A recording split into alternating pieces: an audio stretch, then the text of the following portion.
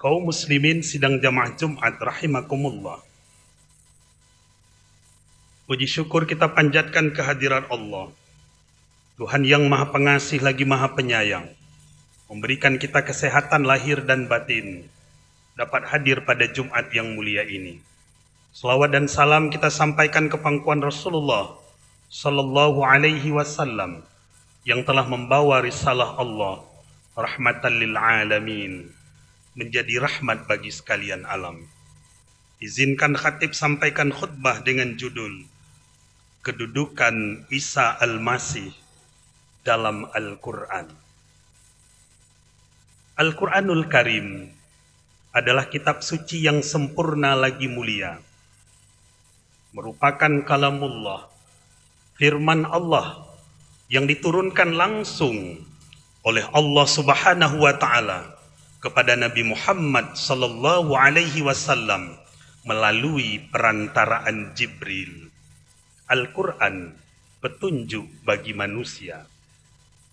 Di dalam Al-Quran berisi tentang akidah dan juga menjelaskan tentang ibadah, cara kita bermuamalah dan bersikap sosial, menekankan pentingnya moral dan akhlak. Di dalam Al-Quran juga mengandung hukum-hukum dan juga terdapat kisah-kisah yang bersejarah. Di antaranya termasuk kisah bagaimana Isa Al-Masih di dalam Al-Quran. Di dalam Al-Quran dikisahkan kelahiran Isa alaihi salam terjadi dengan ajaib. Beliau lahir tanpa ada ayah secara biologis. Ibunya mengandung tanpa ayah.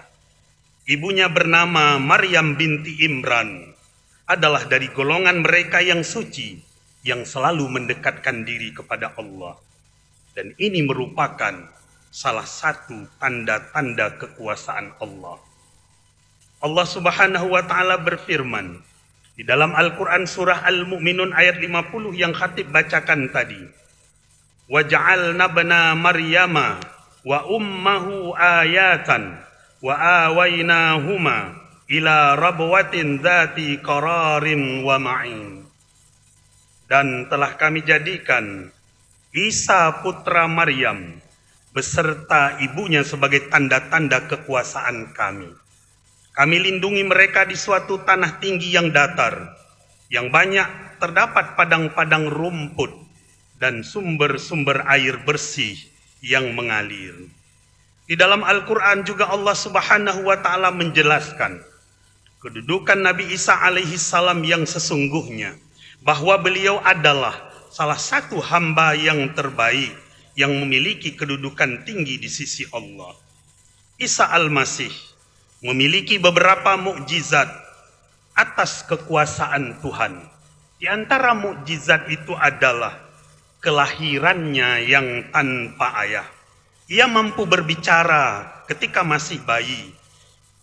Ia berbicara masih bayi ketika ia membela ibunya dari tuduhan perzinaan. Di dalam Al-Quran juga diceritakan mukjizatnya bahwa Isa Al-Masih bisa menghidupkan orang mati, menyembuhkan kebutaan. Isa Al-Masih bisa juga menyembuhkan penyakit menular, yakni lepra. Al-Quran menjelaskan, Isa Al-Masih bukanlah sebagaimana yang diyakini oleh orang-orang Yahudi yang mengatakan beliau adalah anak zina. Bukan pula seperti orang-orang Nasrani yang menganggap beliau adalah Tuhan atau anak Tuhan. Maha benar Allah dengan firman-Nya, In huwa illa abdun an'amna alaihi wa ja'alnahu mathalan li bani Israil. Isa tidak lain hanyalah seorang hamba yang kami berikan nikmat kepadanya dan kami jadikan dia sebagai tanda bukti kekuasaan Allah untuk Bani Israel.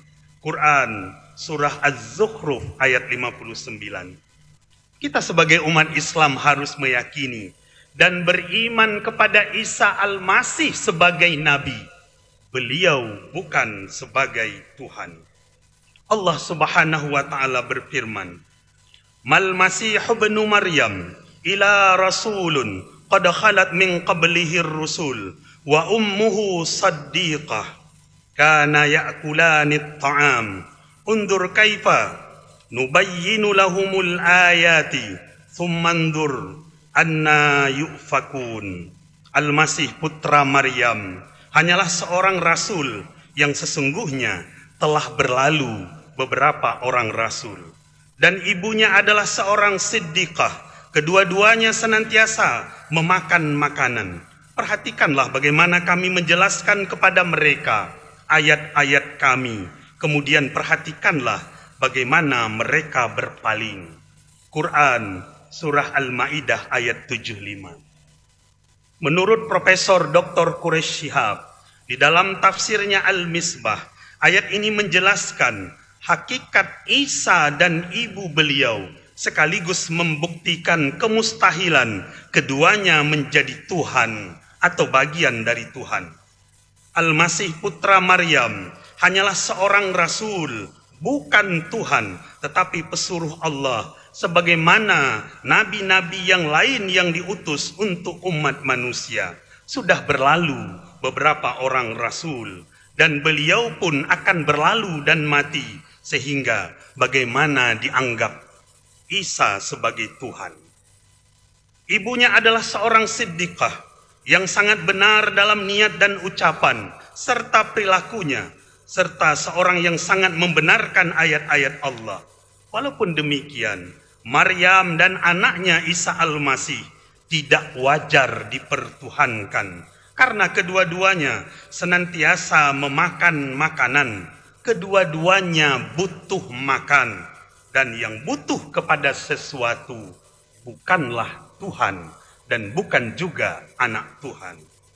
Di dalam ayat lain, An-Nisa ayat 171, Allah Subhanahu wa taala berfirman, "Innamal Masihu Isa bin Maryam Rasulullah wa kalimatuhu alqaha ila Maryama wa ruhum minhu." Sesungguhnya Al-Masih Isa putra Maryam itu adalah utusan Allah, dan kalimatnya yang disampaikan Allah kepada Maryam, dan ruhnya dari Allah.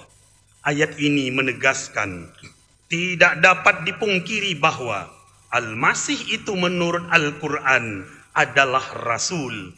Kerasulan beliau yang pada prinsipnya tidak berbeda dengan Rasul-Rasul Allah yang lain. Maka ayat ini cukup menunjukkan bahwa Al-Masih bukan Tuhan, tetapi pesuruh Allah yang tentu tidak sama pesuruh Allah dengan yang menyuruh, yakni Allah Tuhan yang Maha Esa. Kaum muslimin sidang jamaah Jumat rahimakumullah, tentu khutbah ini tidaklah bermaksud menista suatu agama.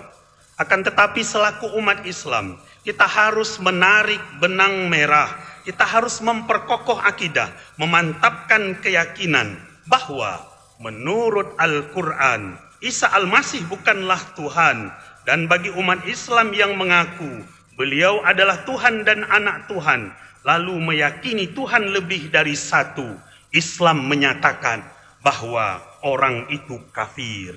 Maha benar Allah dengan firman-Nya, "Laqad kafara alladziina qalu innallaha huwal Masih ibnu Maryam wa qala al-Masih ya bani Israil a'budullah rabbi wa rabbakum innahu may yusyrik billah faqad harramallahu alaihi al-jannah wa ma'wahun nar wa ma lidzalimina min ansar."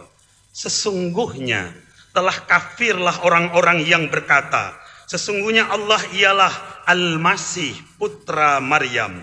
Padahal Al-Masih sendiri berkata, "Wahai Bani Israel, sembahlah Allah, Tuhanku dan Tuhanmu." Sesungguhnya orang yang mempersekutukan Allah dengan sesuatu apapun, maka pasti Allah mengharamkan kepadanya surga, dan tempatnya di neraka. Tidak ada bagi orang-orang yang zalim itu seorang penolong pun. Quran surah Al-Maidah ayat 72. Ayat selanjutnya menjelaskan di ayat 73 yang artinya sesungguhnya kafirlah orang-orang yang mengatakan bahwasanya Allah salah seorang dari yang tiga, padahal sekali-kali tidak ada Tuhan selain Allah. Jika mereka tidak berhenti daripada apa yang mereka katakan, pasti orang-orang kafir di antara mereka akan ditimpa siksa yang pedih. Quran Surah Al-Ma'idah ayat 73. Untuk itu sidang jamaah yang mulia, Islam menegaskan kepada kita bahwa Allah itu satu. Qul huwallahu ahad. Katakan Muhammad, dialah Allah, Tuhan yang satu. Allahus samad. Allah tempat meminta. Lam yalid walam yulad walam yakul lahu kufuwan ahad. Allah tidak beranak dan tidak pula diperanakkan, dan tidak ada sesuatu yang setara dengannya. Tidak boleh akidah Islam dicampur aduk dengan akidah lain. Allah melarang kita umat Islam mencampur adukkan antara kebenaran dengan kebatilan. Wala talbisul haqqa bil batil wa taktumul haqqa wa antum ta'lamun. Janganlah kamu campur adukkan yang hak dengan yang batil, dan janganlah kamu sembunyikan yang hak itu sedangkan kamu mengetahui. Quran Surah Al-Baqarah ayat 42. Oleh sebab itu Allah mempertegas siapa sembahan kita, dan kita tidak boleh pula menyembah Tuhan yang lain. Qul ya ayyuhal kafirun.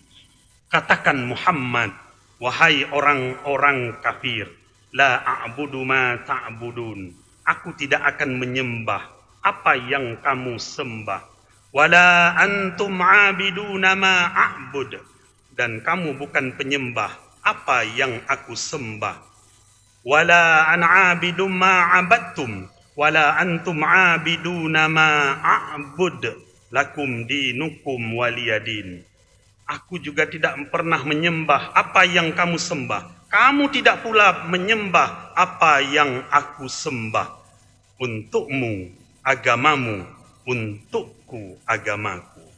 Kaum muslimin yang mulia, di akhir khutbah ini khatib mengajak sidang jamaah yang mulia bahwa Islam membolehkan kita bergaul dengan umat lain masalah dunia dan sosial. Silakan kita sama-sama satu bangsa, bangsa Indonesia. Silakan kita sama-sama memberantas dan juga mencegah penyakit mewabahnya pandemi COVID-19. Tapi kita tidak sama-sama dalam akidah. Kita boleh sama-sama menjaga kerukunan umat beragama. Silakan kita saling menghormati, saling menghargai, sambil terus meningkatkan semangat toleransi antar umat beragama. Terciptanya rasa aman dan damai bagi semua pemeluk agama. Terpelihara kehidupan yang rukun dan harmonis antar umat beragama. Mudah-mudahan ada manfaatnya. Kepada Allah kita berserah diri dan mohon ampun. Kepada sidang jamaah, kaum muslimin dan muslimat pendengar, kami mohon diperbanyak maaf. Alhamdulillah. Alhamdulillahi hamdan katsiran kama amar. Wassalatu wassalamu